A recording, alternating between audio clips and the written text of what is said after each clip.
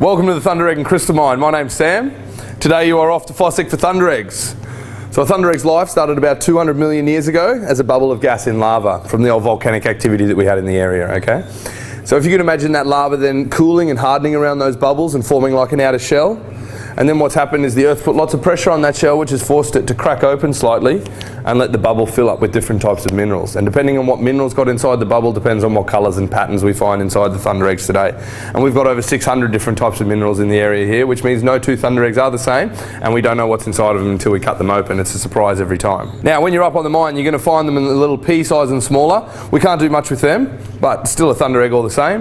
Then they're going to range on up to big ones like this, and even bigger than these whoppers we see sitting on the floor over here, which are just a bit too big for us to cut, unfortunately, otherwise we'd have them open, but still can be found today. And we're told 5% of the mine's missing, and there's about 800 to 1,000 years of fossicking left up there. So plenty of these guys still defined.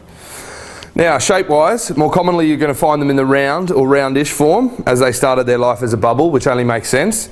But you're also going to find the really odd-shaped ones that don't resemble an egg at all with flat surfaces and corners, okay? This one's basically just a squash bubble. But regardless of shape or size, all Thundereggs have three things in common, which is the lines, lumps and bumps you're going to find on that outer shell, which is that lava effect on the outside. And you're looking for eggs that have got that consistent all the way around the whole shell because you're fossicking for the more complete, cuttable form of the egg today. 97% of what's up on the mine is a Thunderegg, so if you get up to the mine, pick something up off the ground, it's going to be a broken bit of egg, okay? It's just a matter of digging to find these more complete cuttable ones.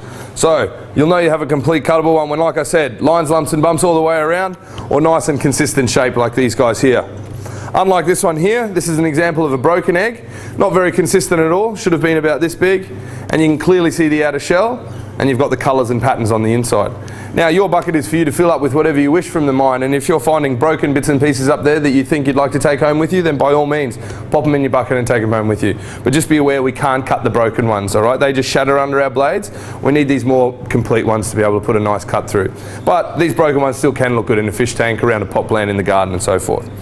Now guys, you are entering a registered mine today, and mining laws and safety regulations do apply up there. We can get random inspections from safety officers who, if come on site, catch you doing the wrong thing, can issue fines and send you off the mine. All very straightforward, but very, very important. First of all, no digging around trees or rocks that are bigger than you that can fall or roll on top of you, okay?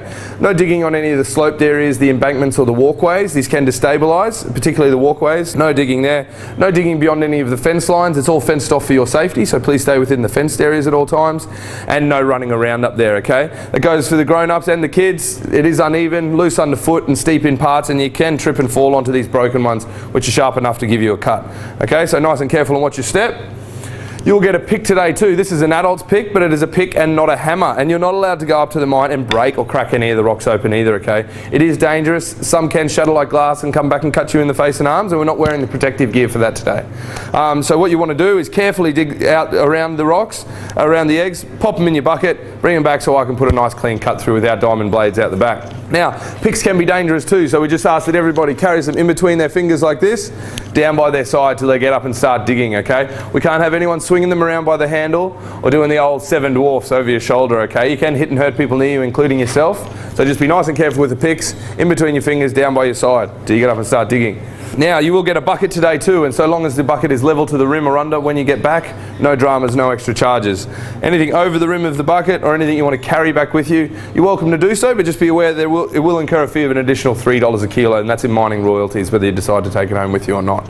Okay? So just keep that in mind. When you get back, we'll meet you down at this bench where we'll sort through your buckets, show you what's cuttable and what's not, or what's worth cutting and what's not, and that's where the exciting stuff starts and the hard work pays off. We get to find out what's inside these guys.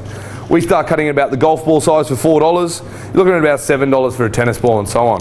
Now, as far as the digging goes, it is a real mine and will require some effort. It's not a sand pit where we've gone and hidden these up there for you to go and find, but you will be required to do a bit of digging, but I guarantee your chances are very good if you do a bit of digging. Now, jump into someone else's hole or start digging your own, completely up to you, but pick handle depth or to do the trick, then you just want to pull the walls down. Move a bit of earth until you find one Thunderegg, and when you do find one, they are generally in clusters, so you're going to find a whole bunch. But at the same time, it is a bit like fishing. If you haven't found anything in 5 to 10 minutes, utilise the whole mine, keep moving around a bit till you find a good spot, because when you know you're on, you're on. Now, last but not least, we are a crystal mine too. These guys can be a bit harder to find because the dirt and mud can stick to them quite heavily, but if you just keep your eyes peeled for any specks or sparkle, or if you feel that sort of rough sandpaper sort of feel on anything, pop it in your bucket, bring it back, we can clean it up and you can have yourself a nice big crystal. Okay, so that's it from me. Who's ready to go fossicking?